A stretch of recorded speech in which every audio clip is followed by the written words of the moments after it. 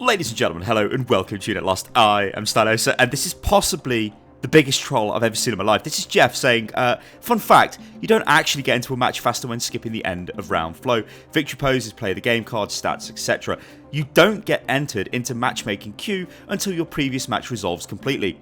Most people leave at victory/defeat because they think they are speeding up getting into the next match. This is horrific. Because since Overwatch has been a thing, everybody always leaves as soon as, well, the victory or defeat sign comes up because you don't want to sit there and watch the cards and the stats. But apparently it makes no difference. What a troll. Anyway, let's get stuck into the meat of this video, ladies and gentlemen. This is the Overwatch Mission Archives announcement. Now, this has been on the cards for a while. We've speculated that, yes, the next event in April will be an Overwatch PvE event. It makes total sense because the events are recycled every year, or, well, the format of the events are recycled every year.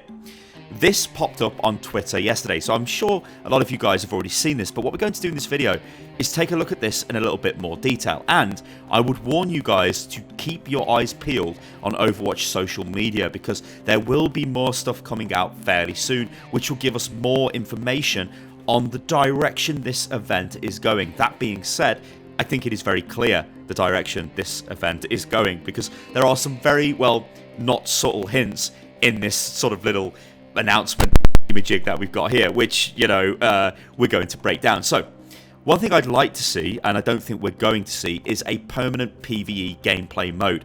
Now, maybe we could still see this, I don't know, but the way this is being announced makes me think that actually this is still going to be a seasonal event, and come the end of this event, it will just go away, we won't be able to play it again. That makes me sad, ladies and gentlemen, because if indeed this event is renamed from Uprising to the Overwatch Archives, well, that indicates, well, an archive indicates a store of information, an archive of missions. So I want to be able to play missions, and I had this very fanciful idea that they could sort of use this as like a mini seasonal event where the PvE game mode is permanent and they just plug in the new missions when they design them. I think that would be so cool.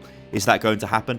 I don't know. Also, I would like to see a massive boss fight in this PvE mission, Blizzard, like a massive boss fight. I'm not talking about an OR-15 or, well, 2 OR-15s, whatever the hell it was at the end of Uprising. No, we don't want that. We want a massive boss fight. All right, let's take a look at this stuff in more detail. So, first thing we're going to look at here is the Overwatch Archives, or Overwatch Mission Archives, rather, from last year. Although, this is in this year's video. It says File 00382, Kings Row Uprising. Entered into records 7 years ago. Security clearance, confidential, declassified, April the 10th.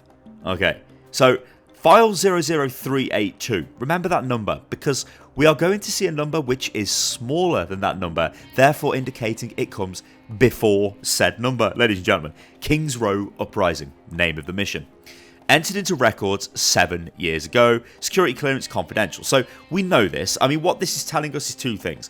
The date of the Uprising event, that's significant, and it's coming back and it will be playable during this year's Overwatch Archives event, which makes sense because for every Overwatch event, when it's recycled, they allow us to play the old content. They just do that. It's just a thing. You know, think of Winter Wonderland. We got to play May Snowball Offensive this year, even when the Yeti Hunt was the new event. Now, this is funky.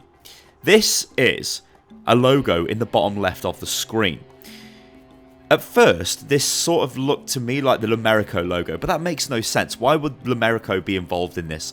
Maybe they can be, I don't know. Maybe this is an older version of the Lumerico logo, but I think more likely this is the Overwatch Archives logo. The reasoning behind this is it occupies the same location on this video as the Overwatch logo did last year. There was a little spinning Overwatch logo. This year, there's a little spinning double A logo. You could also say maybe the two A's stand for Athena's Archive. I don't know. Archive. That makes no sense. But yeah, I think this is just the event's logo. I'd love to be proved wrong, though. Anyway, talking about logos. This is possibly the least subtle hint as to the direction this event is taking. This is the Blackwatch logo literally in the middle of the screen. And this made me laugh when I seen this because I was like, I let out a little bit of a chuckle because think about the Sombra ARG. Think about how complex that got at times. And now they're just like, Blackwatch logo in your face. Yeah, so it's going to be a Blackwatch PvE event. I think that's pretty easy to work out. However, you guys probably noticed that throughout the video clip, there was a glitch effect taking place. Now, what I've done is used my video editing software to pause this at the exact millisecond the glitch occurred. So what we're looking at here is Overwatch Mission Archives, file 00274. And then there's two words, and I think I can make out of the first word CKWATCH. I have no idea what the next word says. However, that's clearly Blackwatch, right? So we've got a file number, which is before Uprising. We've got Blackwatch something, so Blackwatch mission. There's a Blackwatch logo that was shoved in our face seconds before. Entered into records 8 years ago. This, I think, is quite significant, and of course it's classified and declassified April the 10th. Now, I think the reasoning behind this is very, very simple. I don't think we have to go too crazy to work out why this is 8 years ago. Think about Uprising. Uprising was 7 years ago, and we had no idea Moira was in the game. We do now.